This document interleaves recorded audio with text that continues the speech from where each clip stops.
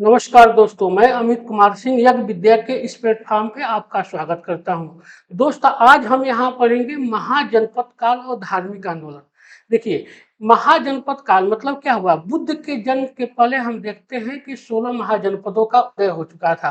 तो इस चैप्टर में हम देखेंगे महाजनपद काल से जुड़ी हुई उसकी राजधानी, उसके कौन से महत्वपूर्ण राजा हुए, कौन कौन महत्वपूर्ण महाजनपद था, उसके बारे में जानेंगे।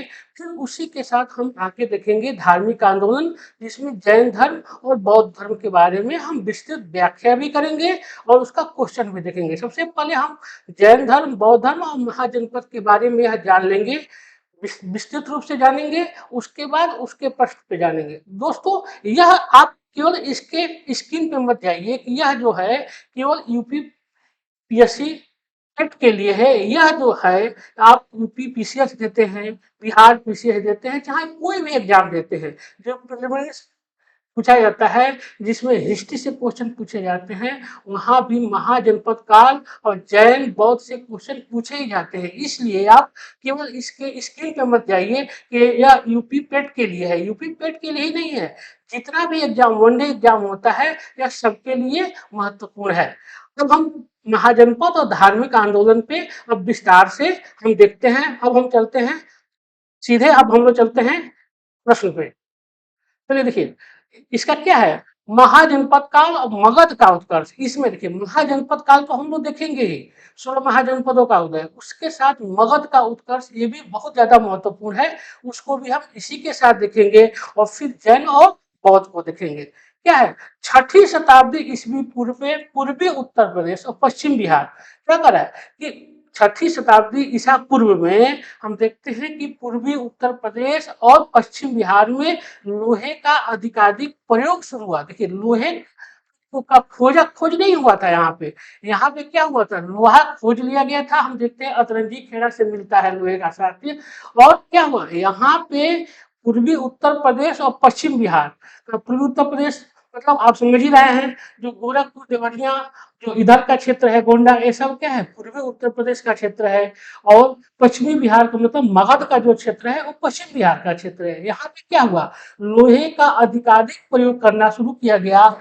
इससे क्या हुआ? लोहे का अधिक प्रयोग करने से जंगल को साफ किया गया, खेती ज्यादा हुई, और वहां पे जो भी साम्राज्य उत्पन्न हुए, महाजनपद का विकास हुआ, उसमें वो क्या काफी शक्तिशाली और मजबूत रहे। बुद्ध के समय में 16 महाजनपद, क्या मतलब हम देख रहे हैं कि 16 महाजनपदों का जो उदय हुआ था वो बुद्ध के समय से पहले ही हो गया था। 16 महाजनपदों का जो उदय था वो बुद्ध के जन्म के पहले ही हो चुका था। इसका उल्लेख कहाँ मिलता है? इसका उल्लेख मिलता है अंगुत्तर निकाय में। बहुत इंपॉर्टेंट है, यह परीक्षा में पूछा गया है कि 16 महाजनपदों का उदय सबसे कहाँ मिलता है? अंगुत्तर निकाय में और जैन ग्रंथ भगवती सूत्र में। देखिए, यह भी पूछता है, जैन धर्म भगवती सूत्र में भी क्या मिलता है? इसका उल्लेख मिलता है 16 महाजनपदों का। वैशाली लिच्छवी गणराज्य विश्व का प्रथम गणराज्य माना जाता है। देखिए, 500 ईसा हम लोग देखते हैं ईसा पूर्व में वैशाली में लिच्छवी गणराज्य का उदय हुआ। और यह क्या है? यह विश्व का पहला गणराज्य माना जाता है। बहुत इंपॉर्टेंट है। आज हम देखते हैं जो भी गणतंत्र है उसका उदय हम कहाँ से देखते हैं? बिहार के लिच्छवी मतलब वैशाली से देखते हैं, जो लिच्छवियों ने स्थापित किया था इसको 500 बीसी में। 500 बीसी में इसका उत्पादन हुआ था। और बज्जी संघ इसका एक संघ था, जिसमें क्या थे? इसमें 10 शासक थे, जिसका मिला के एक संघ बनाया गया था, गणराज्य बनाया गया था।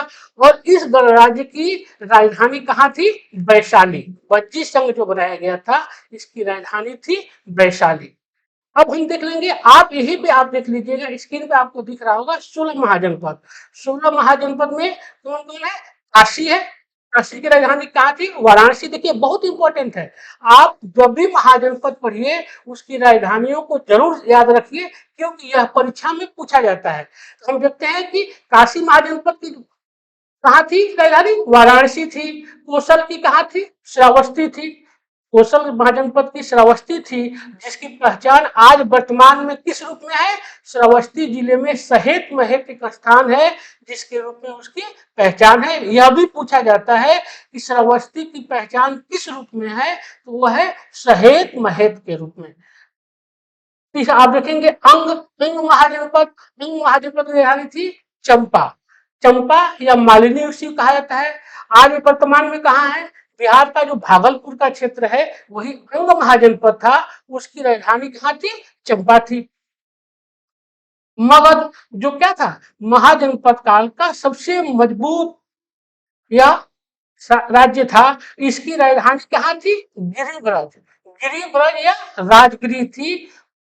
मगध बज्जी संघ की जो राजधानी थी अभी हम पीछे बताए हैं वैशाली। उसी तरह हम देखते हैं कि मल जो गणराज्य था, यह इसकी राजधानी कहाँ थी? कुशीनारा। कुशीनारा में कहा है? वर्तमान में उत्तर प्रदेश का कुशीनगर जिला जो है वही है कुशीनारा का क्षेत्र। यह महाजनपद की राजधानी थी। इसी तरह देखते हैं चेदी, चेदी महाजनपद कहाँ था?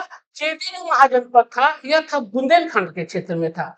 बुंदेलखंड मतलब क्या हुआ? यूपी का क्षेत्र जो है बुंदेलखंड, बांदा और हमीरपुर ये जो एरिया है, झांसी, कुछ मध्य प्रदेश का जो बुंदेलखंड का जो क्षेत्र है उसको मिला के आपको चेदी महाजनपद था, जिसकी राजधानी थी शुक्तिमती।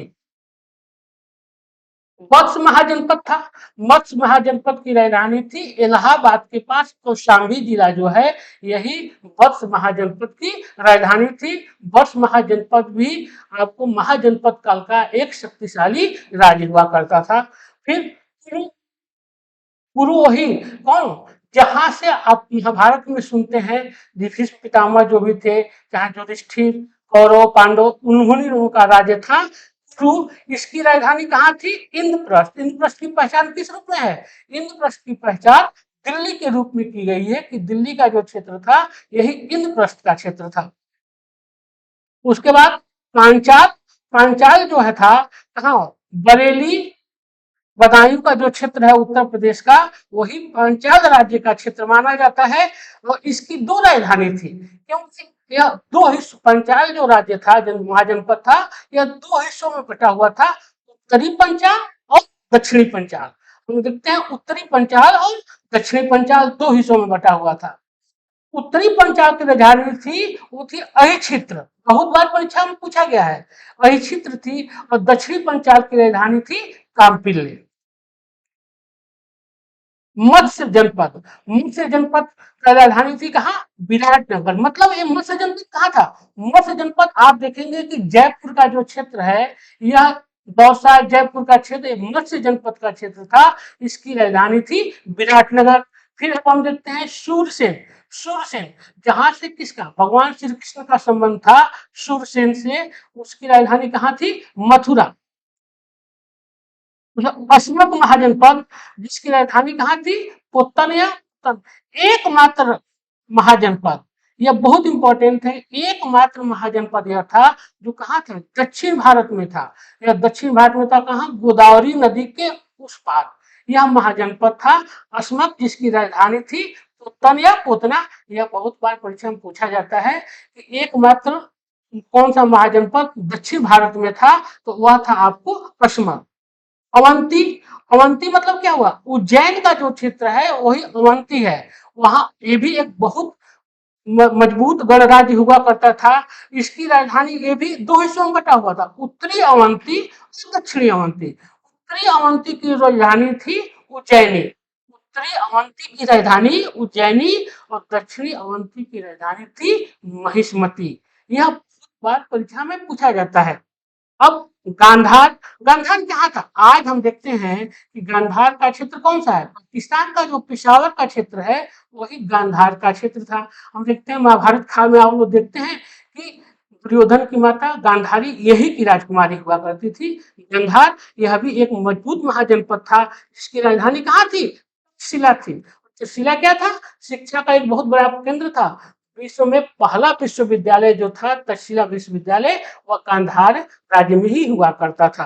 अब लास्ट जो महाजनपद है 16वां, यह है कंबोज। इसकी राजधानी कहाँ थी? राजपुर या हाटक। राजपुर या हाटक का जो क्षेत्र था यह कहाँ था? गांधार के ऊपर। गांधार के ऊपर मतलब कांधार का जो क्षेत्र है, कांधार वाला जो एरिया है, कांधार से ऊपर मतलब काबुल उनका पकड़े हुए जो क्षेत्र है वही था, कंबोज महाजनपद था। और इसकी राजधानी हुआ करती थी राजापुर या हाटक। अब हम आगे बढ़ते हैं। अभी हम पीछे आपको बताएं क्या कि 16 महाजनपद में हम देखते हैं कि मगध महाजनपद जो था क्या था? वो सबसे मजबूत था, क्योंकि हम देखते हैं कि धीरे धीरे मगध ने क्या किया था? मगध महाजनपद ने अंक पर विजय प्राप्त कर लिया, बजीसंग को विजित कर लिया, फिर हम देखते हैं कौशल को पराजित कर दिया, काशी को विजित कर लिया। इस तरह मगध जो था वह 16 महाजनपदों में सबसे ज्यादा मजबूत महाजनपद था। अब यही अभी हम बताए हैं पीछे कि ये जो महाजनपद है इनका वर्णन कहाँ कहाँ मिलता है। तो अभी हम लोग देखिए कि अंगुत्तर निकाय में तो मिलता ही मिलता है। उसके बाद जैन ग्रंथ भगवती सूत्र में भी यह 16 महाजनपदों का वर्णन मिलता है। और 16 महाजनपदों में एकमात्र दक्षिण में कौन था, यह भी बहुत इंपॉर्टेंट अभी हम बताए हैं। अश्मक महाजनपद था जिसकी राजधानी कहाँ थी? जिसकी राजधानी कोतन थी। वो कहाँ पे स्थित था? दक्षिण भारत में स्थित था, गोदावरी नदी के तट पे था। बुद्ध के समय में 10 गणतंत्र थे। हम लोग देखते हैं कि गणतंत्र अभी हम लोग पढ़े हैं कि 500 बीसी में विश्व का पहला गणतंत्र स्थापित हुआ था। लिच्छवी गणतंत्र जो था वैशाली में विश्व का पहला गणतंत्र माना जाता है। तो बुद्ध के समय में 10 गणतंत्र थे। कौन कौन थे? कपिल वस्तु के शाक्य, यहाँ से क्या था? खुद स्कूल में पैदा लिए थे, यह भी एक गणतंत्र था। सुमसुमार गिरी के मग, अलग के बुल्ली, के कलाम, रामग्राम के कोली। देखिए रामग्राम के कोली से ही बुद्ध की माता महामाया का संबंध था। यह कई बार पूछा हुआ है कि बुद्ध की माता किस वंश से संबंधित थी, तो वह रामग्राम की कोलीय वंश से संबंधित थी बुद्ध की माता। कुशीनारा के मल, पावा के मल, पिपली वन के मौर्य, वैशाली के लिच्छवी और मिथिला के विदेह, यह जो 10 थे यह क्या थे? 10 गणराज्य थे।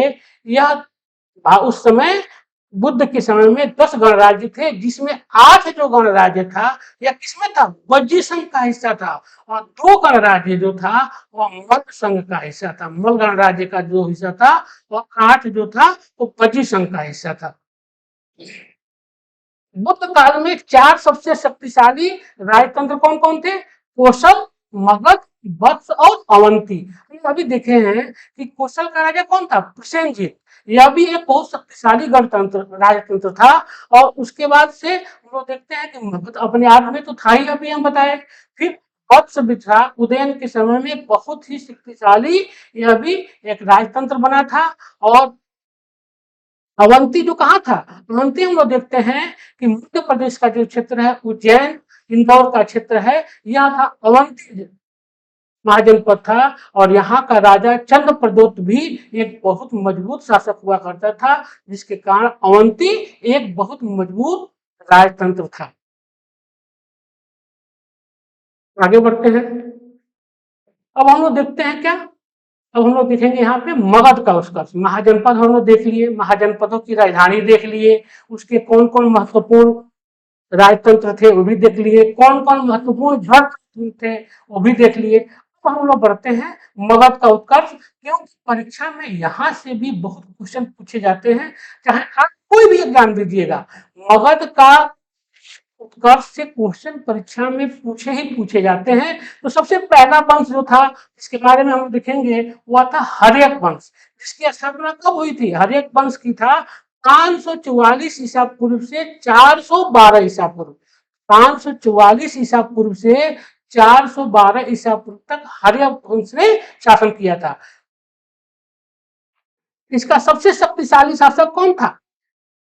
बिंबसार ने इस वंश की स्थापना किया था। बिंबसार जो था हर्यक वंश का संस्थापक था। 544 से 492 ईसा पूर्व तक इसने शासन किया था। इसकी प्रारंभिक राजधानी कहाँ थी? गिरिब्रज। गिरिब्रज जो है जो राजगीर का क्षेत्र है, आज वर्तमान में जो राजगीर का क्षेत्र है वही गिरिब्रज या राजगृह का क्षेत्र था, वही हम लोग देखते हैं कि हर्यक वंश की राजधानी थी। बिंबिसार ने अपने राजवैद्य जीवक को अवंती नरेश चंद्र प्रदूत के पास भेजा था। अब देखिए यहाँ बहुत इंपॉर्टेंट हो गया, कई बार यह एग्जाम में पूछा जाता है कि जीवक किसका राजवैद्य था। जीवक जो था वह बिंबिसार का राजवैद्य था, जो चंद्रप्रदोत अवंती के शासक चंद्रप्रदोत के इलाज करने के लिए, उसको चंद्रप्रदोत को कहा जाता है कि पीलिया रोग हो गया था और उसकी इलाज के लिए बिंबिसार ने अपने राजवैद्य जीवक को अवंती भेजा था। किसके लिए? जिससे, चूंकि अवंती भी एक मजबूत राजतंत्र था, जिससे उसकी दोस्ती कायम रहे।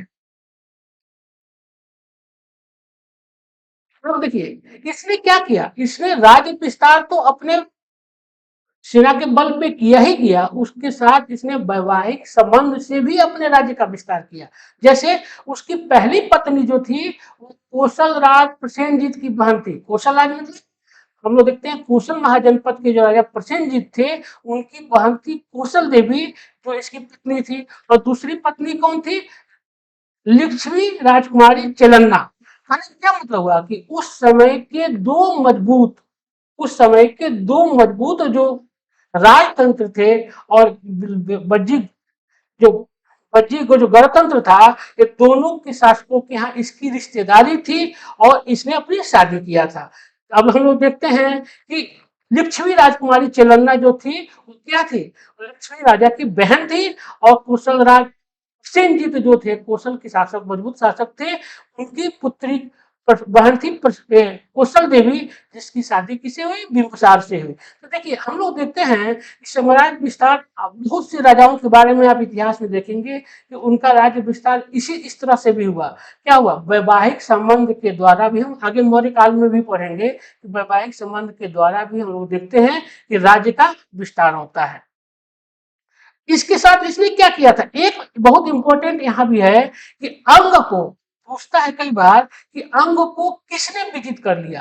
अंग जो महाजनपद था, उन महाजनपद को हर्यक शासक बिंबिसार ने अपने साम्राज्य में मिला दिया। कहने का मतलब क्या हुआ कि अंग जो महाजनपद था वो किसका हिस्सा बन गया? वो हिस्सा बन के रह गया मगध का। तो किसने मिलाया था? बिंबिसार ने। यह बहुत बार एग्जाम में पूछा हुआ है। अजात शत्रु इसके बाद शासक बना। अब हम देखते हैं कि बिंबिसार के बाद से कौन सा शासक बना? अजात शत्रु। 492 से 460 ईस्वी तक, ईसा पूर्व तक शासन किया। यह अपने पिता की हत्या करके, यह अपने पिता का हत्या करके बना था। मतलब बिंबिसार को कहा जाता है कि इसने हत्या करके इस राजगद्दी को प्राप्त किया। इसको क्या कहा गया है? कुरिक कहा जाता है। इसका एक नाम, कई बार यह परीक्षा में पूछा हुआ है कि कुरिक किसका नाम है, तो यह है अजात शत्रु का। इसने अपनी साम्राज्यवादी नीति के अंतर्गत काशी और बज्जीसमूह में संघर्ष करके मिला लिया। क्या है कहने का मतलब? यह है कि यह इसने क्या किया कि यह गद्दी में जब बैठा अपने पिता की हत्या करके, तो जो इसके संबंधी राज्य थे, चाहे वो बज्जी संघ हुआ, बज्जी संघ में क्या था, क्योंकि हम देखते हैं कि बिंबिसार की वैवाहिक संबंध स्थापित हुआ था बज्जी संघ से और कौशल महासंघ से। तो यहाँ से इसने क्या किया कि जब इसने बिंबिसार की हत्या किया तो इन दोनों राज्यों से इसको दुश्मनी आरंभ हो गई। और इसने क्या किया कि इन दोनों राज्यों को और काशी को भी हम लोग देखते हैं कि इसने क्या किया, साम्राज्य विस्तार के द्वारा अपने राज्य में मिला लिया। इसका एक मंत्री हुआ करता था वस्त्रकार। कहा जाता है कि वस्त्रकार जो था वो बहुत ही ज्यादा तेज था, मंत्री था। इसी की सहायता से उस समय की बजी महासंघ का था, वो क्या था, एक बहुत मजबूत गणतंत्र था। उसको मिलाने के लिए उसने क्या किया, फूट डालने का, उस राज्य में फूट डालने की नीति चला। और एक उसने एक नया अस्त्र बनवाया था जिसको क्या कहता है, रथमूसक और महाशिलाकंटक। यह दो अस्त्र कई बार पूछा हुआ है एग्जाम में। रथ मूसल मतलब रथ हुआ करता था, उसमें मूसल के आकार का था, जो क्या करता था, दूर से ही वार करता था। और महल शिलाकंटक मतलब पत्थर फेंकने की मशीन। यह दो हथियार का इसने प्रयोग किया, किसको हराने में? लिच्छवियों को हराने में, बज्जी संघ को हराने में। और लिच्छियों के आक्रमण से सुरक्षा के लिए अजात शत्रु ने क्या किया था, राजगृह में सुदृढ़ दुर्ग का निर्माण कराया। और हम देखते हैं कि पाटलिपुत्र में एक जो दुर्ग का निर्माण हुआ, राजधानी तो इनकी कहाँ थी, अजात शत्रु के समय में हम देखते हैं कि इसकी राजधानी गिरिब्रज थी। लेकिन उसने जब लिच्छियों से संघर्ष शुरू किया, उसने पाटलिपुत्र की सामरिक स्थिति को देखते हुए, हम देखते हैं कि गंगा और सोन नदियों के तट पर स्थित था, तो ये सामरिक रूप से बहुत मजबूत था। इसलिए उसने यहाँ एक क्या किया था, एक किले का निर्माण कराया था। और बाद में हम देखते हैं कि इसके पुत्र उदयन ने क्या किया था, उसको पाटलिपुत्र को अपनी राजधानी बनाया। इसके शासन काल के 8वें वर्ष में बुद्ध को निर्वाण प्राप्त हुआ। निर्वाण प्राप्त मतलब क्या हुआ कि हम देखते हैं कि अजात शत्रु के शासन काल के 8वें वर्ष में हम देखते हैं कि बुद्ध को मृत्यु प्राप्त हो गया। कहाँ पे, कुशीनारा में, मल्लों के मतलब गणराज्य के कुशीनारा में मृत्यु प्राप्त हो गए। और यह कब हुआ, 8वें वर्ष में। कौन शासक था मगध का, तो आप जान लीजिए, अजात शत्रु। और इसने क्या किया था, हम देखते हैं कि बुद्ध के अवशेषों पर इसने राजगृह में एक स्तूप का निर्माण कराया। स्तूप क्या होता था कि बुद्ध की मृत्यु के बाद जो जो अवशेष बटे, उस जो वहां पे सभी लोगों ने एक स्तूप का निर्माण कराया, एक लाट का निर्माण कराया, जिसको स्तूप कहा जाता है, जिसमें अजात शत्रु ने राजगृह में वह स्तूप का निर्माण कराया था। इस वंश का अंतिम शासक कौन हुआ इसके समय में? अब हम देखते हैं कि अजात शत्रु की भी हत्या, अजात शत्रु ने अपने पिता की हत्या करके, मतलब बिंबिसार की हत्या करके, हम देखते हैं कि अजात शत्रु शासक बना। और उसी तरह जिसने इसने बिंबिसार की हत्या किया था, उसी तरह अजात शत्रु की भी हत्या इसके पुत्र उदयन ने कर दिया। उदयन ने अपने पिता की हत्या कर दिया।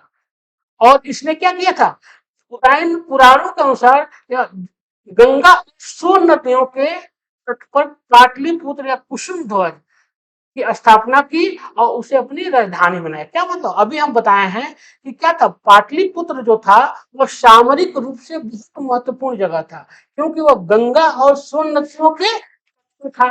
और यह देखते हैं कि अजात शत्रु के समय में अजात शत्रु उस चीज को समझ गया था, लिच्छियों से संघर्ष के समय में यह एक बहुत महत्वपूर्ण है, वहां इसने किले का निर्माण कराया। और उसका पुत्र जब उदयन शासक बना, तो उसने राजगृह की जगह पे पाटलिपुत्र को अपनी राजधानी बनाया। कई बार एग्जाम में पूछता है कि पाटलिपुत्र को राजधानी किसने बनाया था, वह बनाया था उदयन ने। उदयन क्या था, जैन धर्मावलंबी था। इस वंश का मतलब हर्यक वंश का अंतिम शासक हुआ नागदशक।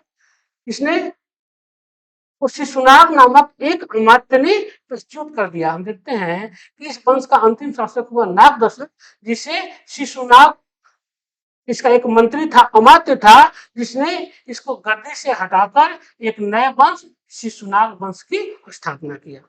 शिशुनाग, अब इसके पहले आप हमारे चैनल को लाइक कीजिए, शेयर कीजिए, कमेंट कीजिए, और आप हमारे चैनल को जरूर सब्सक्राइब कीजिए।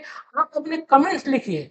आप खग विद्या आईएएस को ऐप जो है उसको डाउनलोड कीजिए, और हम लोग डेली जो टेस्ट लेते हैं, चाहे बिहार से अभी संबंधित है, यूपी पेट से संबंधित है, आप उसको जरूर भाग लीजिए, और ज्यादा से ज्यादा संख्या में भाग लीजिए। आप अपने दोस्तों को भी जुड़िए। देखिए, हम लोग जो भी यहाँ टेस्ट ले रहे हैं, चाहे जो भी क्वेश्चन बनाते हैं, वह परीक्षा की दृष्टि से बहुत महत्वपूर्ण है। आप चाहे जो भी एग्जाम दे रहे हो, आप एक बार जरूर आप विजिट कीजिए हमारे ऐप पे, तब आपको पता चलेगा कि हम लोग कैसा क्वेश्चन लेके आते हैं और आपके लिए कितना महत्वपूर्ण है। अब हम आगे बढ़ते हैं।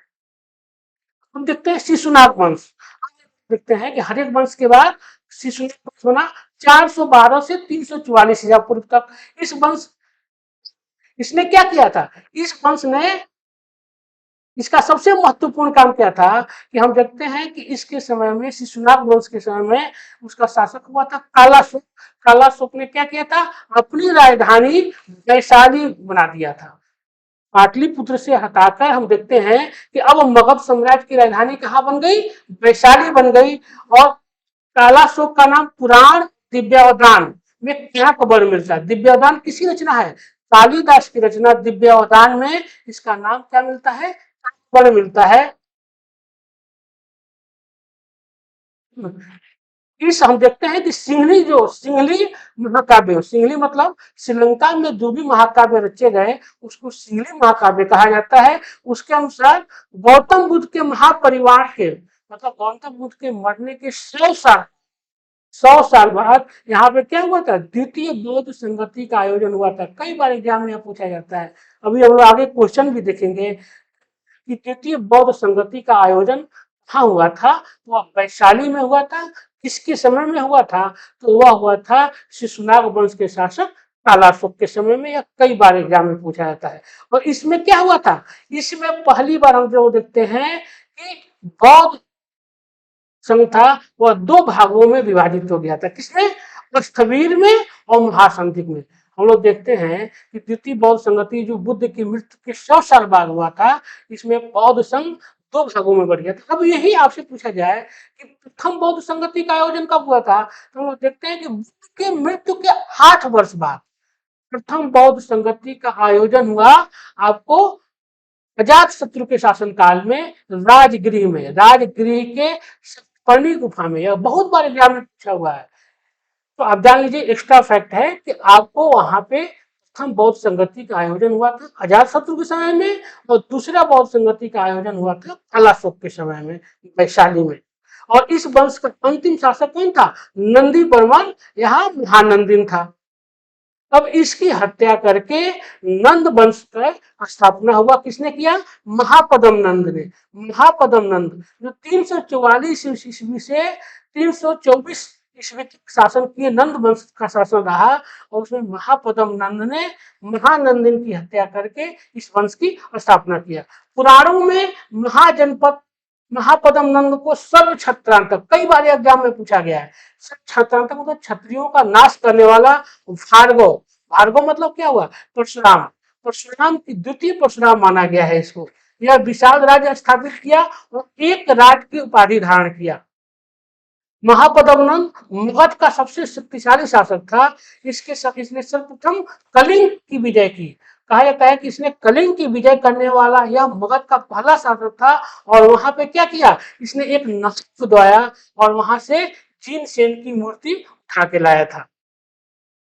और इसका वर्णन कहाँ मिलता है, इसका वर्णन मिलता है खारबेल का जो अभिलेख है, उसमें हाथी गुम्फा अभिलेख, उसमें पता चलता है कि महापदम नंद ने लिंग में एक नहर खुदवाई थी और जीन सेन की मूर्ति उठा लाया था। महापदम के 8 पुत्र हुए, जिसमें धनानंद जो था वह सिकंदर का समकालीन था। धनानंद जो था वह सिकंदर का समकालीन था। और हम लोग देखते हैं कि 323 ईसा पूर्व में चंद्रगुप्त ने धनानंद की हत्या करके मौर्य साम्राज्य की स्थापना की।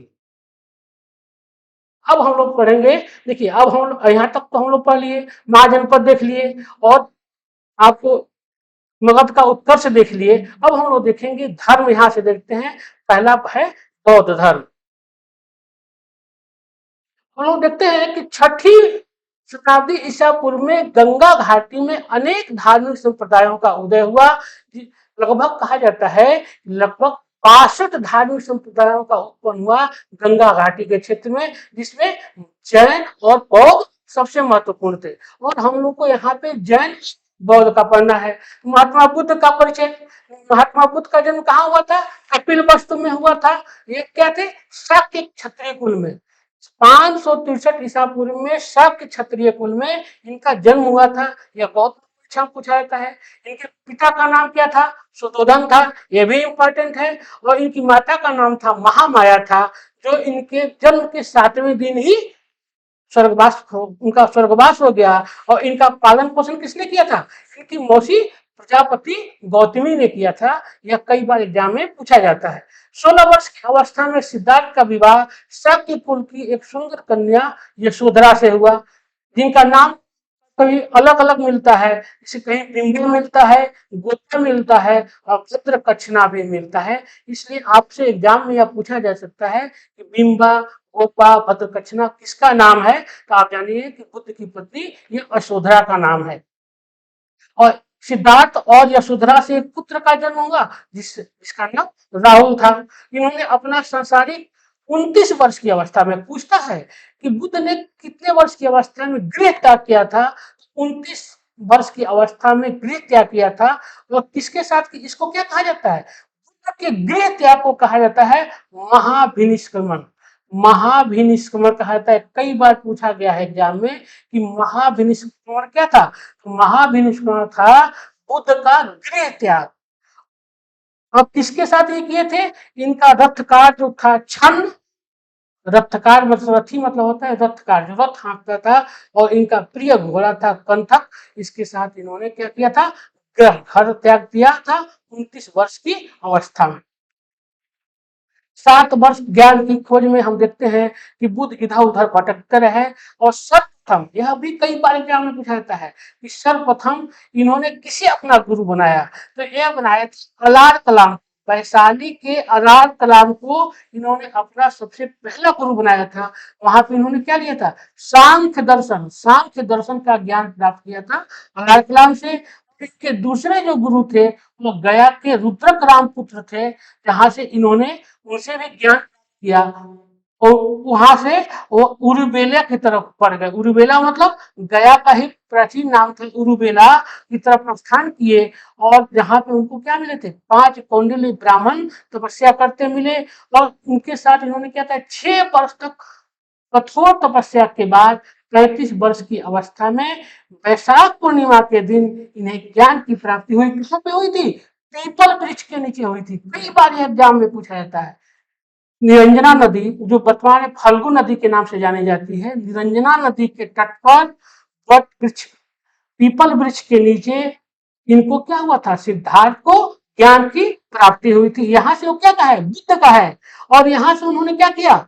यहाँ से सारनाथ, जिसको ऋषिपत्तनम या मृगदाव भी कहा जाता है, सारनाथ, यहाँ पे इन्होंने अपना पहला प्रवचन दिया था। किसको दिया था? उन्हीं 5 ब्राह्मणों को दिया था जिनके साथ ये तपस्या किए थे। इसको क्या कहा जाता है? कई बार एग्जाम में पूछा गया है। इसको कहा जाता है धर्म चक्र परिवर्तन। देखिए महाभिनिष्क्रमण हम लोग देखे पीछे, महाभिनिष्क्रमण क्या था? जो बुद्ध घर का त्याग किए थे। और धर्म चक्र परिवर्तन क्या हुए? जहां वो उन्होंने पहला अपना उपदेश दिया, उसको धर्म चक्र परिवर्तन कहा जाता है। कहा दिया था? सारनाथ में दिया था। सारनाथ का ही प्राचीन नाम क्या है? मृगदाव है या ऋषिपत्तनम है। कई बार एग्जाम में यही पूछा गया है कि सारनाथ का प्राचीन नाम क्या था? मृगदाव या ऋषिपत्तनम। आगे बढ़ते हैं। अब देखिए ये भी इंपॉर्टेंट है कि महात्मा बुद्ध ने 2 शूद्रों को, सबसे पहली बार 2 शूद्रों को अपना शिष्य बनाया था। उनका नाम था तपस्व और कल्लिक। तपस्व और कल्लिक नामक 2 शूद्रों को बौद्ध धर्म में दीक्षित किया था। देखिए जैन धर्म, बौद्ध धर्म को हम लोग देखते हैं कि यह इनका उदय क्यों हुआ? उस समय समाज में ब्राह्मण धर्म के प्रति जो आक्रोश था, हम लोग देखते हैं खास करके शूद्रों में, महिलाओं में, वणिक वर्ग में, उसी आक्रोश को भुनाते हुए जैन धर्म और बौद्ध धर्म की स्थापना हुई। और जैन और बौद्ध धर्म में हम लोग देखते हैं कि महिलाओं को, शूद्रों को और गरीब वर्ग को इसमें अच्छा खासा स्थान मिला। महात्मा बुद्ध का जो हुआ कुशीनारा में, महात्मा बुद्ध को जो मृत्यु प्राप्त हुआ, कहाँ पे हुआ था? हम लोग देखते हैं कि मल्ल जो गणराज्य था उसकी राजधानी कुशीनारा में। कुशीनारा कहाँ थी? हिरवती नदी के किनारे। हिरण्यवर्ती नदी के किनारे कुशीनारा में बुद्ध को 483 ईसा पूर्व में 80 वर्ष की अवस्था में बुद्ध को मृत्यु की प्राप्ति हो गई। इसको क्या कहा जाता है? बहुत बार एग्जाम में पूछा जाता है, महापरिनिर्वाण। बुद्ध को महापरिनिर्वाण की प्राप्ति हो गई। तो इनके कुछ सिद्धांत है जिसको हम लोग देख लेते हैं। बौद्ध धर्म के त्रिरत्न, बहुत बार एग्जाम में पूछता है, बुद्ध, धर्म और संघ। ये क्या है? बौद्ध धर्म का त्रिरत्न। मतलब क्या हो गया? बुद्ध से संबंधित, धर्म मतलब बुद्ध बौद्ध धर्म से संबंधित, और संघ, संघ में जो प्रवेश मिलता था, संघ था, संगठन था, इसको क्या कहा जाता है? इसको कहा जाता है बौद्ध धर्म का एक त्रिरत्न था। दुख को हरने वाले तथा तृष्णा का नाश करने वाले अष्टांगिक मार्ग। देखिए हम देखते हैं कि बुद्ध ने अष्टांगिक मार्ग चलाया था, 8 अंग बताया था। किसकी? उसमें क्या था कि कैसे दुख का नाश होगा, तृष्णा का नाश कैसे होगा। और तृष्णा मतलब क्या हुआ? मतलब आपको जो सांसारिक जो दुख है, इसका आप नाश कैसे कर सकते हैं, किसको कैसे कर सकते हैं, और तृष्णा आपके अंदर जो अन्य विकार हैं, आप उसका नाश कैसे कर सकते हैं, उसके लिए बुद्ध ने एक मार्ग बताया था, जिसको क्या कहा जाता है, अष्टांगिक मार्ग कहा जाता है। उस अष्टांगिक मार्ग में उसने 3 भागों में बताया था।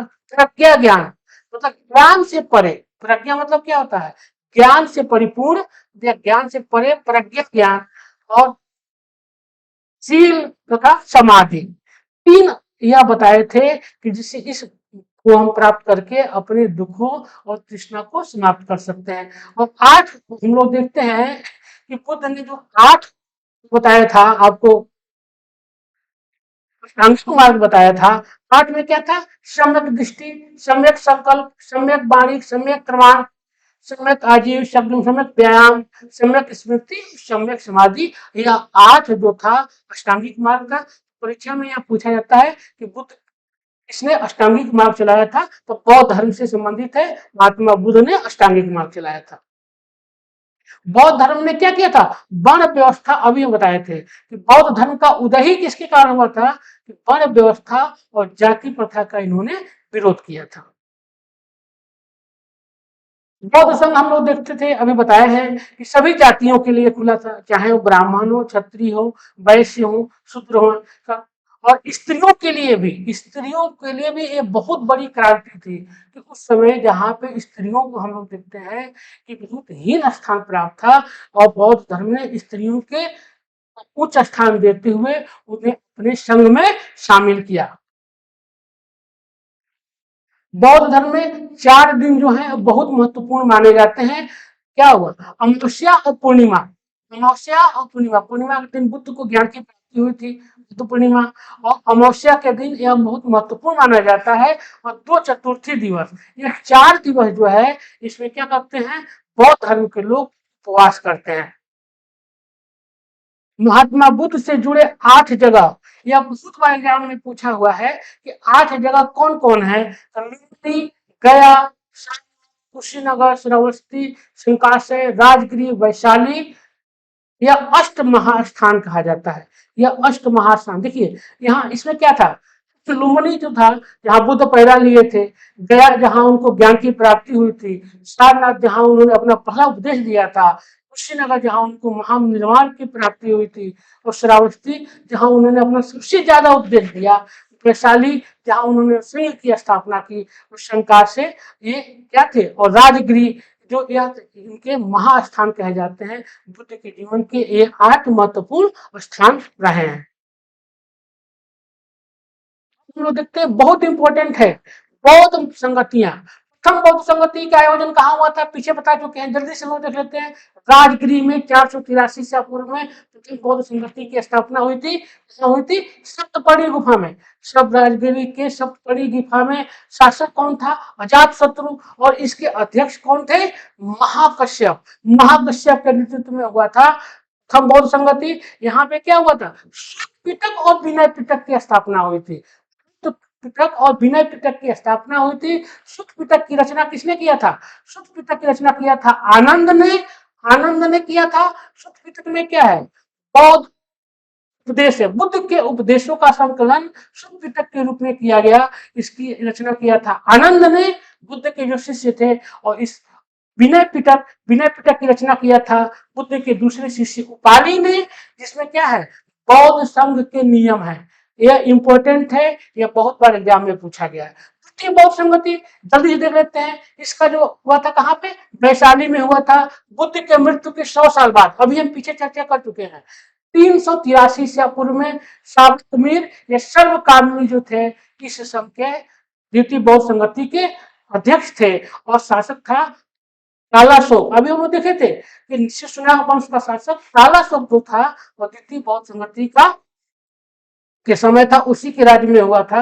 कहाँ पे हुआ था, वैशाली में। इसी में क्या हुआ, पहली बार हम लोग देखते हैं कि बौद्ध संघ 2 भागों में, स्थविर और महासंधिक 2 भागों में बट गया। तृतीय बौद्ध संगति का आयोजन हम लोग देखते हैं कि 251 ईसा पूर्व, 251 ईसा पूर्व मतलब अशोक के समय में, अशोक के समय में पाटलिपुत्र में तृतीय बौद्ध संगति का आयोजन हुआ था। इसके अध्यक्ष कौन थे? मोगलिश पुत्तिस। इसकी अध्यक्षता मोगलिश पुत्तिस ने किया था।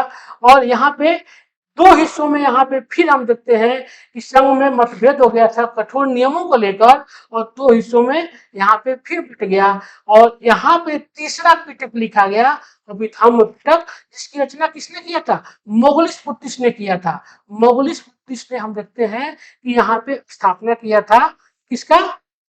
अभिधम्म पिटक था। एक तीसरा पिटक कहा जाता है, त्रिपिटक जो है, शुद्ध पिटक, विनय पिटक और अभिधम्म पिटक, इसको क्या कहा जाता है? त्रिपिटक कहा जाता है। और तीसरा पिटक जो था यह था अभिधम्म पिटक। चतुर्थ बौद्ध संगति, यह हम लोग देखते हैं किसके समय में हुआ था? यह हुआ था आपको कनिष्क के समय में, कुषाण शासक कनिष्क के समय में तीसरी बौद्ध संगति की आयोजना हुई थी। कहाँ हुई थी? कश्मीर में, कश्मीर के कुंदन में। कई बार एग्जाम में पूछा हुआ है। हुआ था ईसा पूर्व प्रथम शताब्दी में, ईसा पूर्व के प्रथम शताब्दी में स्थापित हुआ था। इसकी अध्यक्षता किए थे वसुमित्र और अश्वघोष इसके उपाध्यक्ष थे। यहाँ पे हम देखते हैं कि बौद्ध संघ दो भागों में बट गया, हीनयान और महायान। देखिए चतुर्थ से एक क्वेश्चन कई बार पूछता है कि हीनयान महायान का बंटवारा कब हुआ था? तो यह हो गया था आपको चतुर्थ बौद्ध संगति में। कहाँ हुआ था? कुंडलबन कश्मीर में। इसकी अध्यक्षता किसने किया था? वसुमित्र ने किया था। और उपाध्यक्ष अश्वघोष थे। और शासक कौन था? तो कुषाण शासक कनिष्क था। अब देखिए बुद्ध से के जन्म से और बुद्ध से जुड़े हुए कुछ प्रतीक चिन्ह हैं जो बहुत बार एग्जाम में पूछता है। जैसे जन्म, कमल और साढ़, ये प्रतीक चिन्ह है बुद्ध का। कमल और साढ़ ये किससे है? बुद्ध के जन्म से संबंधित है। गृह त्याग से संबंधित है। घोड़ा, घोड़ा क्या होता है? घोड़ा पे बैठ के आदमी कहीं जाता है। तो बुद्ध क्या किए थे? अपने प्रिय घोड़े कंटक पर बैठ के गृह त्याग किया था।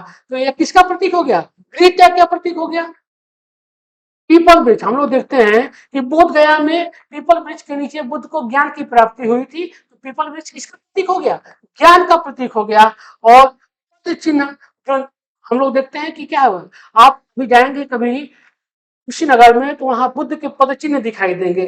किसके प्रतीक है? निर्वाण के प्रतीक है। और मृत्यु का, जो मृत्यु के बाद जो स्तूप स्तूप का निर्माण हुआ है।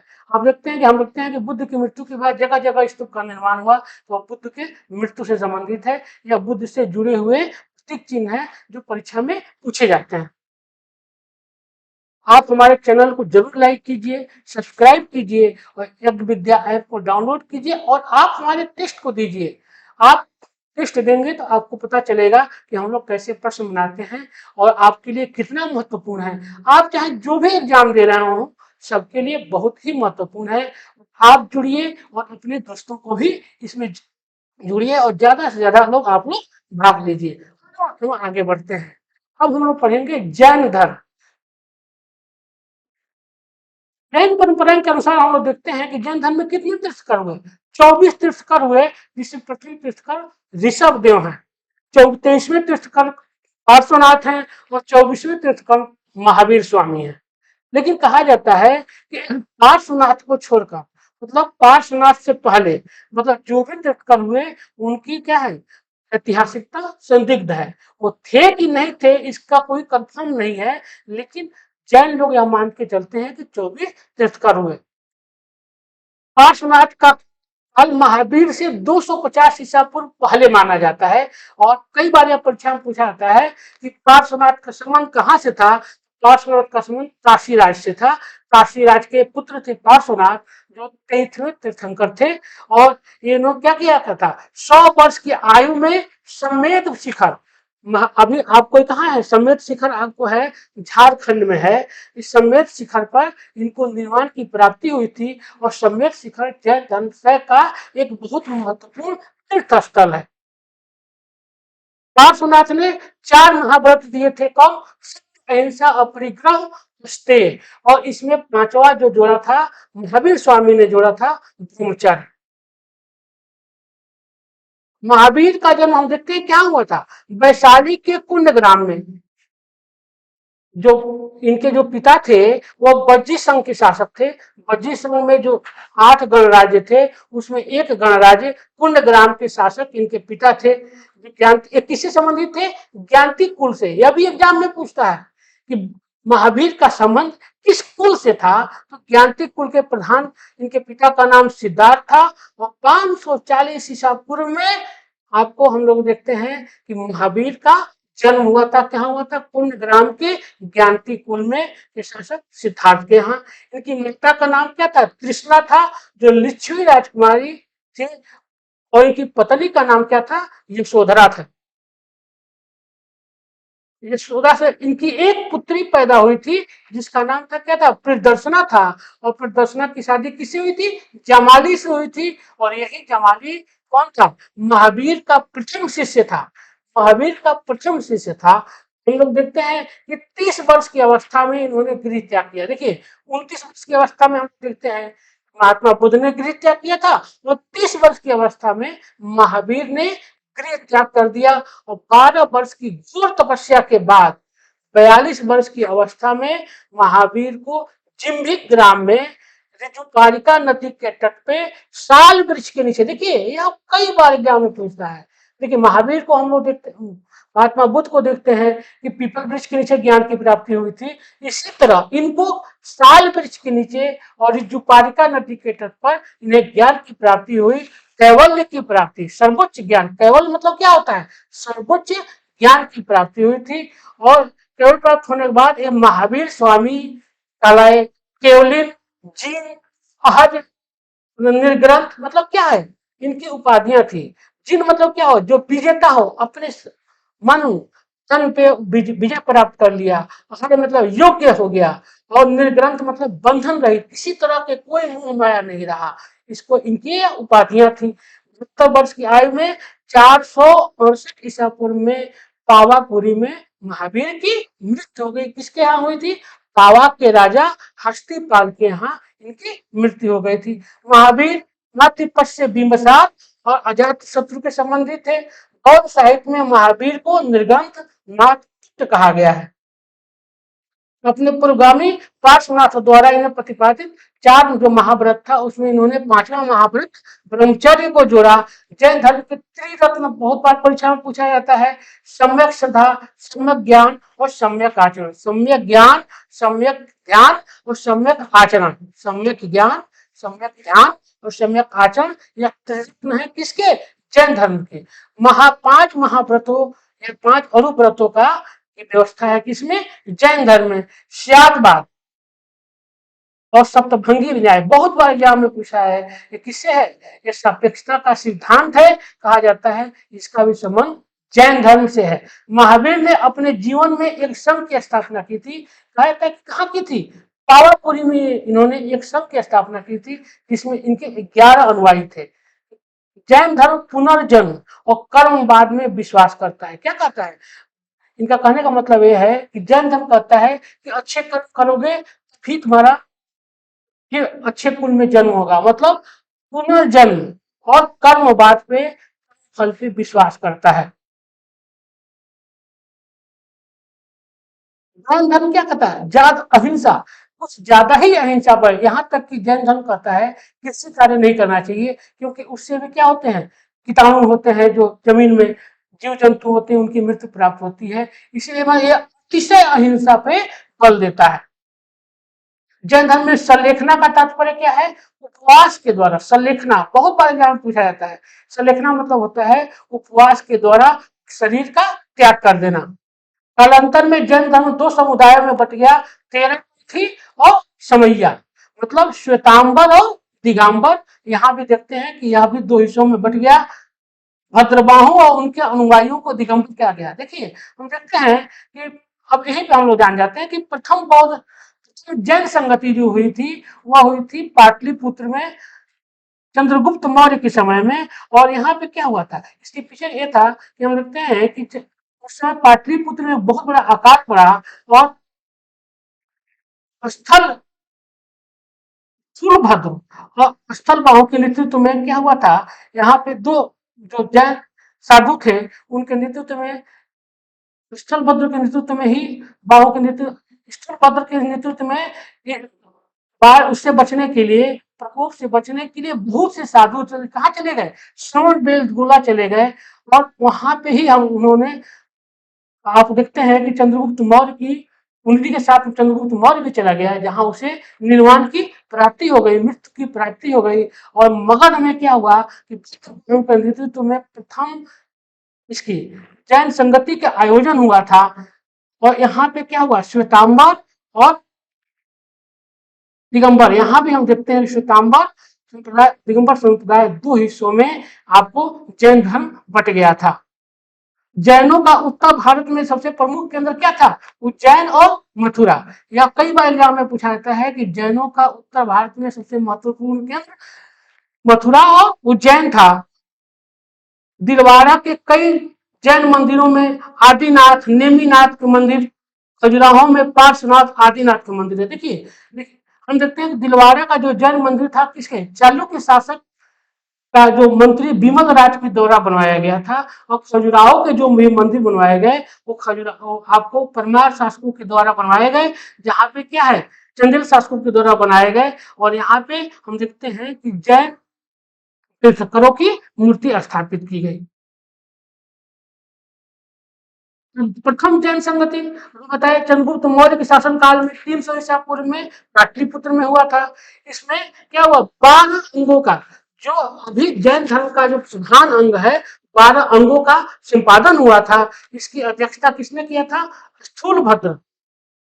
और द्वितीय जो हुआ था, यह हुआ था देवार्य क्षमा श्रवण के समय में बल्लभी, गुजरात के बल्लभी में द्वितीय बौद्ध संगति का आयोजन हुआ था। जान लीजिए दोनों इंपॉर्टेंट है, प्रथम पाटलिपुत्र में और द्वितीय बल्लभी में हुआ था।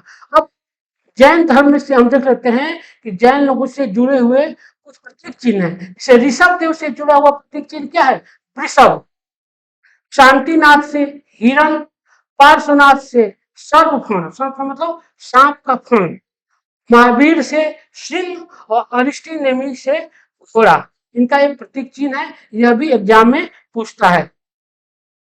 आप, हम लोग प्रश्न पे चले इसके पहले आप हमारे चैनल को जरूर लाइक कीजिए, सब्सक्राइब कीजिए, अपने कमेंट दीजिए, और आप हमारे ऐप यज्ञ विद्या को जरूर डाउनलोड कीजिए। और जो हम लोग टेस्ट लेते हैं वो, जैसे आज से हम लोग शुरू करने जा रहे हैं यूपी पेट का, आप इसमें जरूर 9 बजे शामिल होइए, और ज्यादा से ज्यादा आप लोग शामिल होइए। आप हमारे चैनल को जरूर सब्सक्राइब कीजिए, लाइक कीजिए, आप अपना कमेंट दीजिए।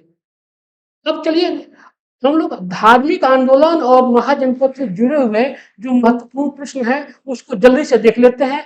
महाजनपदों में से कितने महाजनपद उत्तर प्रदेश में थे, यह बहुत इंपॉर्टेंट है। देखिए हम लोग देखते हैं कई बार एग्जाम में पूछा हुआ है कि बिहार में कितने महाजनपद थे, तो 3 महाजनपद सब लोग जानते हैं। लेकिन उत्तर प्रदेश में कितने महाजनपद थे, 8 महाजनपदों का वर्णन कहाँ मिलता है, उत्तर प्रदेश में मिलता है। कौन कौन था, पंचाल आप देखते हैं, आपको कौशल देखते हैं, वत्स देखते हैं, काशी देखते हैं, सूरसेन देखते हैं, और आपको छेदी देखते हैं। ये 8 महाजनपद जो थे ये कहाँ थे, ये उत्तर प्रदेश में थे। वत्स महाजनपद की राजधानी कहाँ थी, बहुत बार एग्जाम में पूछता है, कौशाम्बी, इलाहाबाद के पास कौशाम्बी जो थी ये किसकी थी, वत्स महाजनपद की राजधानी थी। इसी तरह कौशल की राजधानी श्रावस्ती जो थी, कौशल की राजधानी जो थी श्रावस्ती थी, उसकी पहचान वर्तमान में किस रूप में है, यह बहुत बार एग्जाम में पूछा गया है कि श्रावस्ती की पहचान किसके रूप में की गई है, सहेत महेत।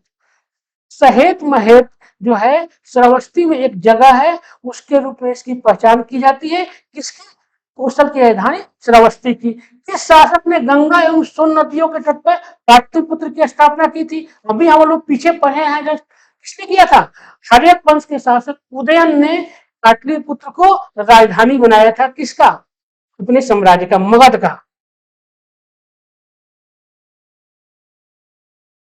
मगध की प्रथम राजधानी कौन थी, अभी ये भी हम लोग पढ़े, ग्रीवरज या राजगिरी जो थी, क्या थी, ग्रीवरज या राजगिरी जो थी वो मगध की पहली राजधानी थी। 16 महाजनपदों की सूची कहाँ उपलब्ध है, अंगुत्तर निकाय में है। अभी हम लोग एक जगह और पढ़े हैं, कहाँ पे, कि अंगुत्तर निकाय के साथ साथ जैन ग्रंथ भगवती सूत्र में भी 16 महाजनपदों का वर्णन मिलता है।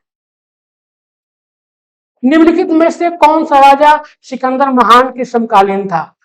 अब देखिए, धनानंद, मगध का शासक धनानंद जो था, नंद वंश का शासक था, वो किसका समकालीन था? सिकंदर का समकालीन था। और धनानंद की ही हत्या करके 323 ईसा पूर्व में मौर्य वंश की स्थापना चंद्रगुप्त मौर्य ने किया था। मगध सम्राट बिंबिसार ने अपने राजवैद्य जीवक को किस राजा के चिकित्सा के लिए भेजा था? अभी हम लोग पीछे भी पढ़े हैं व्याख्या में। चंद्र प्रदोत, अवंती के शासक चंद्र प्रदोत की के इलाज के लिए इसने अपने राजवैद्य जीवक को किसने भेजा था? बिंबिसार ने, हर्यक वंश के शासक बिंबिसार ने भेजा था। इसका उत्तर क्या हो जाएगा? अवंती हो जाएगा। इस मगध सम्राट ने अंग का विलय कर लिया था। अभी ये भी हम लोग पीछे देखे, बिंबिसार ने बताया था ना कि बिंबिसार क्या किया था? अंग को विजित कर लिया था। अंग महाजनपद का विजित बिंबिसार ने किया था। काशी और लिच्छवी का विलय किसके समय में हुआ था? तो यह हुआ था अजात शत्रु के समय में। हम लोग देखते हैं बिंबिसार की मृत्यु के बाद जब साम्राज्य विस्तार किया अजात शत्रु ने, तो उसने काशी, लिच्छवी और कोसल को विजय प्राप्त किया। जैन परंपरा के अनुसार कुल कितने तीर्थकर हुए हैं जैन धर्म में? अभी हम लोग पढ़े हैं 24 तीर्थकर हुए हैं। बुद्ध ने निम्नलिखित में से किस स्थान पर महापरिनिर्वाण? देखिए अभी हम लोग बोले हैं महापरिनिर्वाण मतलब क्या हुआ? मृत्यु की प्राप्ति कहाँ हुई महात्मा बुद्ध को? तो कहाँ हुई थी? कुशीनगर या कुशीनारा में। अभी वर्तमान में इसको कुशीनगर को ही क्या कहा जाता है? कुशीनारा कहा जाता है। किसके समय में तृतीय बौद्ध संगति का आयोजन हुआ था? अभी हम लोग देख के गए अशोक के समय में। अशोक के समय में तृतीय बौद्ध संगति का आयोजन हुआ था। पहली का हम लोग देखे अजातशत्रु के समय में हुई थी। दूसरी का किसके समय हुआ था? कालाशोक के समय में, वैशाली में हुआ था। तीसरी का पाटलिपुत्र में हम लोग देखते हैं कि अशोक के समय में तृतीय बौद्ध संगति का आयोजन हुआ। बौद्ध ग्रंथ पिटकों की रचना किस भाषा में हुई? देखिए हम लोग देखते हैं कि जैन लोग की भाषा क्या थी? प्राकृत। और बौद्ध लोगों की भाषा थी पाली। तो त्रिपिटक जो हुआ, त्रिपिटकों की रचना जो हुई, पिटकों की रचना बौद्ध धर्म से जो ग्रंथ हैं इनकी रचना किसमें हुई? पाली में हुई है। आप याद रखिएगा इसी से क्या कि जैन धर्म से संबंधित है प्राकृत और बौद्ध से संबंधित है पाली भाषा। जो भी ग्रंथों की रचना हुई बौद्ध के, वो किसमें हुई थी? पाली में हुई थी। महावीर का जन्म किस क्षत्रिय गोत्र में हुआ था? अभी हमने पीछे देख के गए थे ज्ञानतिक कुल में। ज्ञानतिक कुल में इनका जन्म हुआ था महावीर स्वामी का। महावीर की माता का क्या नाम था? अभी देखे हम लोग त्रिशला। त्रिशला कौन थी? लक्ष्मी राजकुमारी थी। लक्ष्मी राजकुमारी थी त्रिशला, जिनके गर्भ से महावीर स्वामी का जन्म हुआ था। गौतम बुद्ध द्वारा अपने धर्म में दीक्षित किया जाने वाला अंतिम व्यक्ति कौन था? यह था सुभद्र। यह बहुत बार एग्जाम में पूछा हुआ है। सुभद्र जो था यह अंतिम व्यक्ति था। इसको कहाँ दिया था इन्होंने? इसको ज्ञान इन्होंने कुशीनारा में दिया था। सुभद्र जो था यह अंतिम व्यक्ति था जो महात्मा बुद्ध से ज्ञान प्राप्त किया था। महावीर की मृत्यु कहाँ हुई थी? कहाँ पे हुई थी? पावापुरी में। अभी हम लोग पीछे पढ़े हैं कि पावापुरी के शासक हस्तिपाल के दरबार में महावीर की मृत्यु हुई थी। कहाँ? पावापुरी में। जैनियों के पहले तीर्थकर कौन थे? जैन धर्म के पहले तीर्थकर अभी हम लोग पढ़ के गए कि 24 तीर्थकर। पहले तीर्थकर कौन थे? ऋषभ देव थे। वही पढ़े ना कि 24 में से क्या है कि 22 तीर्थकरों का जो है वो संदिग्ध है, थे कि नहीं थे। 23वें तीर्थंकर थे पार्श्वनाथ, 24वें थे महावीर स्वामी, जिनका प्रमाण मिलता है। और उस तरह देखा जाए तो जैन धर्म के पहले जो तीर्थंकर थे वो थे आपको ऋषभ देव थे। गौतम बुद्ध ने अपना प्रथम उपदेश कहाँ दिया था? अभी दिए पढ़े हम लोग कि बुद्ध ज्ञान प्राप्त उर्वेला में ज्ञान प्राप्त करने के बाद बुद्ध ने अपना पहला उपदेश सारनाथ में दिया था। इसको क्या कहा जाता है? मृगदाव भी कहा जाता है और ऋषि पत्नम भी कहा जाता है, जो सारनाथ का प्राचीन नाम है। अगले प्रश्न पे चलते हैं। उसके पहले आप हमारे चैनल को लाइक कीजिए, सब्सक्राइब कीजिए और आप हमारे ऐप यज्ञ विद्या को जरूर डाउनलोड कीजिए। और आप हम जो भी हम लोग अपना कंटेंट दे रहे हैं, जो भी टेस्ट लेते हैं, आप उसमें ज्यादा से ज्यादा लोग शामिल होइए। आज से हम लोग यूपी पेट का भी टेस्ट लेने जा रहे हैं 9 बजे से। आप उसमें ज्यादा से ज्यादा शामिल होइए। आप हमारे चैनल यज्ञ विद्या को जरूर लाइक कीजिए, सब्सक्राइब कीजिए और आप हमारे ऐप यज्ञ विद्या प्ले स्टोर पे जाके जरूर डाउनलोड कीजिए। अगला प्रश्न है कि बौद्ध धर्म ग्रहण करने वाली पहली महिला, बहुत इंपॉर्टेंट है, यह कौन थी? महा प्रजापति गौतमी। महाप्रजापति भी गौतमी जो थी, यह बुद्ध की सौतेली माती, धाय माती, इन्होंने सबसे पहली महिला थी जिन्होंने बौद्ध धर्म स्वीकार किया। तो यही एक चीज जान लीजिए कि बौद्ध धर्म में दीक्षित होने वाली दूसरी महिला कौन थी, यह भी कई बार एग्जाम में पूछा है। तो वो थी वैशाली की नगरवधु आम्रपाली जो थी, वो दूसरी महिला थी जो बौद्ध संघ में शामिल हुई थी। जातक किसका ग्रंथ है? बुद्ध के जन्म से पहले जो भी रचना हुआ उसको जातक कथाएं कहा जाता है। इसका संबंध किससे हो गया? बौद्ध धर्म से हो गया। अगला प्रश्न है कि सिद्धार्थ को ज्ञान की प्राप्ति कहाँ हुई थी? मतलब महात्मा बुद्ध को ज्ञान की प्राप्ति अभी हम लोग देखे कहाँ हुई थी? उरुवेला, मतलब गया में। आज जो वर्तमान में गया है उसका नाम था क्या था? उरुवेला का क्षेत्र था। वहीं पे आपको फल्गु नदी के तट पे बट वृक्ष मतलब पीपल वृक्ष के नीचे महात्मा बुद्ध को ज्ञान की प्राप्ति हो गई। उसका वर्तमान नाम क्या है? गया है। बुद्ध के गृह त्याग का प्रतीक क्या है? अभी ये बोले ही थे क्या? पीछे हम लोग देखे कि प्रतीक चिन्ह में घोड़ा, घोड़ा पे बैठ के लोग क्या करते हैं? जाते हैं कहीं। तो बुद्ध के गृह त्याग का, अपने इनके घोड़े का क्या नाम था? वो भी कई बार एग्जाम में पूछा हुआ है। पंथक इनका प्रिय घोड़ा था, उसी में बैठ के इन्होंने गृह त्याग किया था। तो घोड़ा क्या है? इनके गृह त्याग का प्रतीक है। अगला प्रश्न है गौतम बुद्ध द्वारा भिक्षुणी संघ की स्थापना कहाँ की गई थी? अभी हम बताए हैं पीछे व्याख्या में कि वैशाली में इन्होंने क्या किया था? भिक्षुणी संघ की स्थापना किया था। और यहीं पे उन्होंने प्रजापति गौतमी को और आम्रपाली को बौद्ध धर्म में दीक्षित किया था। कहाँ पे? वैशाली में। महावीर का मूल नाम क्या था? वर्धमान। देखिए महावीर का मूल नाम क्या था? वर्धमान।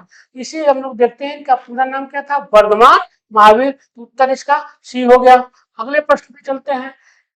इसे एशिया की रोशनी, द लाइट ऑफ एशिया, या यूपी में एक किताब भी आप चलती है, आप पढ़े होंगे हाई स्कूल में, द लाइट ऑफ एशिया, किसको कहा जाता है? एशिया का प्रकाश पुंज। इसका मतलब क्या हुआ? एशिया का प्रकाश पुंज किसको कहा जाता है? यह कहा जाता है गौतम बुद्ध को। गौतम बुद्ध को कहा जाता है लाइट ऑफ एशिया, एशिया का प्रकाश पुंज। जैन परंपरा के अनुसार महावीर किस नंबर के तीर्थंकर थे? मतलब 24वें नंबर के। भाई 23वें नंबर के तीर्थंकर देखते हैं कि पार्श्वनाथ जी थे। पहले तीर्थंकर जो थे ऋषभ देव जी थे। 24वें तीर्थंकर जो थे वो महावीर थे। तो प्रश्न में यही पूछ रहा है कि महावीर स्वामी का कौन सा नंबर था? 24वां। अगला प्रश्न है कनिष्क के शासन काल में चतुर्थ बौद्ध संगति किस नगर में आयोजित हुई थी? कनिष्क के समय में, मतलब चतुर्थ बौद्ध संगति का आयोजन कहाँ हुआ था? अभी हम लोग चर्चा कर चुके हैं कुंडलवन कश्मीर में।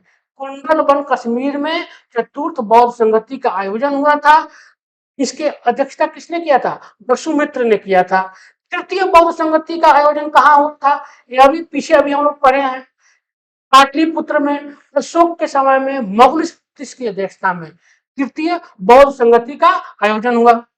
अगला प्रश्न है भगवान महावीर का प्रथम शिष्य कौन था? अभी जब हम लोग व्याख्या किए तो हम बताए थे कि महावीर स्वामी का प्रथम शिष्य उनका दामाद जमाली था। उनका दामाद जमाली जो था वह उनका तो महावीर स्वामी का प्रथम शिष्य था। त्रिरत्न सिद्धांत, सम्यक ज्ञान, सम्यक ध्यान और सम्यक आचरण, अभी पीछे हम लोग चर्चा किए। यह किससे संबंधित है? यह जैन धर्म से संबंधित है। सम्यक ज्ञान, सम्यक ध्यान और सम्यक आचरण। अगला प्रश्न है निम्नलिखित में से कौन सा स्थल पार्श्वनाथ से संबंधित है? संवेद शिखर। अभी हम लोग क्या देखे, बताए थे हम संवेद शिखर पे ही क्या हुआ था कि पार्श्वनाथ ने अपना शरीर त्याग कर दिया था। और बौद्ध धर्म का यह एक बहुत महत्वपूर्ण स्थल है जो कहाँ पे है? झारखंड में पार्श्वनाथ पहाड़ी जिसको कहा जाता है, उसी को वहीं पे संवेद शिखर है। वहीं पे पार्श्वनाथ ने अपने शरीर का त्याग किया था। बुद्ध की मृत्यु के बाद प्रथम बौद्ध संगति की अध्यक्षता किसने की थी? किसने की थी? महाकश्यप ने। महाकश्यप प्रथम बौद्ध संगति का अध्यक्षता किए थे। कहाँ हुआ था? राजगृह के सप्तपर्णी गुफा में। अजात शत्रु के समय में बुद्ध के मृत्यु के 8वें वर्ष इसका आयोजन हुआ था। गौतम बुद्ध का जन्म कब हुआ था? बहुत इंपॉर्टेंट है। अभी हम बताए 563 ईसा पूर्व में, 563 ईसा पूर्व में महात्मा बुद्ध का जन्म हुआ था और 483 ईसा पूर्व में इन्हें महानिर्वाण की प्राप्ति हुई थी। अब यहीं पे दोनों चीज जान जाइए। जैन समुदाय में प्रथम विभाजन, श्वेतांबर के संस्थापक कौन थे? अभी हम लोग क्या पढ़े थे? चंद्रगुप्त के समय में स्थूल भद्र के नेतृत्व में श्वेतांबर संप्रदाय की स्थापना हुई थी। इसका उत्तर क्या हो जाएगा? स्थूल भद्र हो जाएगा। प्रथम जैन महासभा का आयोजन कहाँ हुआ था? अभी पीछे बता के गए, वही चीज है, पाटलिपुत्र में। पाटलिपुत्र में चंद्रगुप्त के समय में पहला जैन सभा का आयोजन हुआ था। और द्वितीय जैन सभा का आयोजन कहाँ हुआ था? ये हुआ था गुजरात के बल्लभी में। गुजरात के बल्लभी में द्वितीय जैन सभा का आयोजन हुआ था। अगला प्रश्न है, जैन साहित्य का संकलन किस भाषा और लिपि में है?